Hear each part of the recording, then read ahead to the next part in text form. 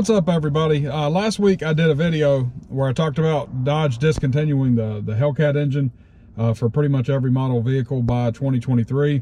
The 2023 model year will be the last year of the Hellcat engine that's been so popular. In that video, I discussed whether or not Dodge was discontinuing the Charger and the Challenger altogether. Most of the news stories that I'd read made it sound like the Dodge Charger and Challenger were completely going to be done away with that nameplate altogether and replaced by all new vehicles. A lot of the language that these news articles were using seemed to indicate that nameplate was going away. So I reached out to one of my contacts at Dodge to find out, is the Charger and Challenger really being discontinued? Is this going to be a car that's no more? Like, what are they going to replace it with? At first, the answers that I got were kind of vague. I wasn't sure if the information I was getting was any more resonant than the articles that I'd read. And then after a couple of days, one of my contacts at Dodge sent me a link to a story from Mopar Insiders.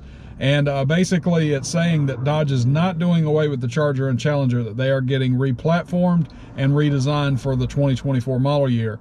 You will still be able to buy a Dodge Challenger. You will still be able to buy a Dodge Charger. There will be no more Hellcats. But there will still be V8s. You can still get the naturally aspirated V8s, just not the supercharged V8. There will also be electric variants of the Charger and Challenger. So what we're going to do is we're going to go through the Mopar Insider story that I was sent, and we'll look at some of the details. That is good news for us Mopar fanboys.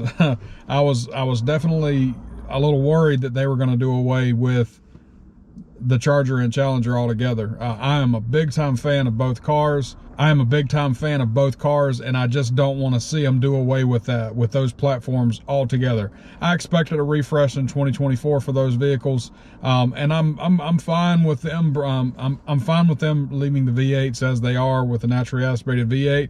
I'm fine with them doing some sort of hybrid model. I'm also fine with the electric model. I know everybody is all doom and gloom about the Hellcat engine being gone, and it does suck, but as long as the car is cool and as long as the car is fast, people are going to forget about that stuff. That's my prediction. If the car looks good, if the car performs good, and the car is fast as hell, people will look past that being electric altogether. So we're going to take a look at the article from Mopar Insiders and go detail by detail, and take it from there. All right, so I got this story here from Mopar Insiders from one of my contacts at Dodge, and it's going to talk about what we can expect from the next Charger and Challenger once they're redesigned for the 2024 model year. On the main page here, we have what looks like a Charger. Can't say that I'm a big fan of this particular body style. That front end isn't too bad. Side profile I'm not a fan of, and I don't like the rear end that very much as well. I had these particular wheels on my 2018 Dodge Challenger 392, and I wasn't a big fan of those wheels then, and not a big fan of them now. Hopefully this is just a render done by Mopar Insiders, and the new Charger looks vastly different than this. So basically, it talks about the Dodge pushing forward towards electrification. They're calling it the e-muscle car. A lot of questions regarding the next generation Dodge Charger and Challenger. Like I said before, I wasn't sure that they were even making another Charger and Challenger. It made it sound like they were discontinuing those cars altogether, but apparently that's not the case. They're going to be on these new platforms, with the Charger being the STLA medium and the Challenger being STLA large. I would imagine, since the Charger is kind of a premium vehicle, it's more premium vehicle than muscle vehicle in my opinion, but it could be on that STLA large platform as well.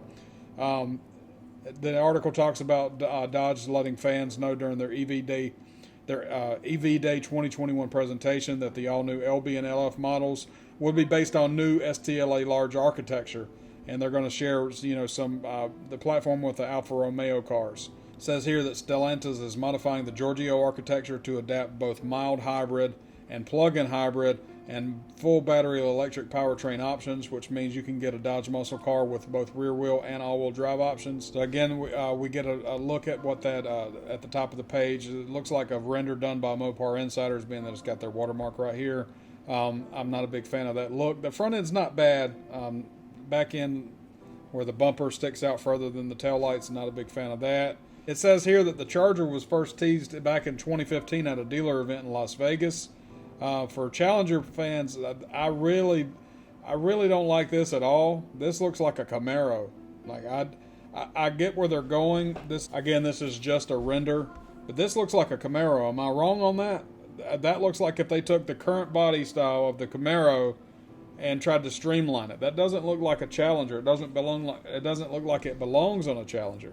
Anyway, it says here, for Challenger fans, the car that was teased doing a burnout in the EV Day 2021 presentation is far from the model that will make it into production. The new Challenger will be more modern, but it will still take its heritage cues with that retro look.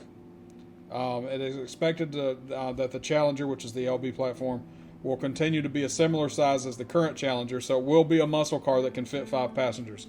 That's the one thing that I enjoy the most about my Challenger when I had mine, was that it was nice, big, and roomy. We could fit, 3 of our kids with me and my wife in the car at the same time with no issues.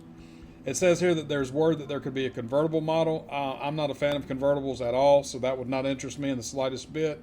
I really don't like convertibles, but I'm not going to be negative, so I won't go too far into it. It says that that model would be dubbed the CUDA, but that's a Chrysler platform. Barracuda and CUDA, those are Chrysler cars, and I understand that Chrysler and Dodge are from the same parent company, but Dodge is its own brand. I don't expect them to use that CUDA name. I know that I've seen YouTubers saying, oh yeah, they're going to bring CUDA back under the Dodge platform. I don't see that happening, but I could be wrong. This particular article must have been written before the announcement that the Hellcat V8 would be going away, because it is going away. But it does say here that an all-electric model of the 2024 Challenger will be produced, and according to many sources, it could be the fastest of those since the Demon. I'm sure they'll figure out a way to make the car cool. I don't doubt that at all. I'm not opposed to a Challenger being all-electric as long as it's cool. And if it's all-electric, I can imagine all the gadgets inside the car will be cool as well.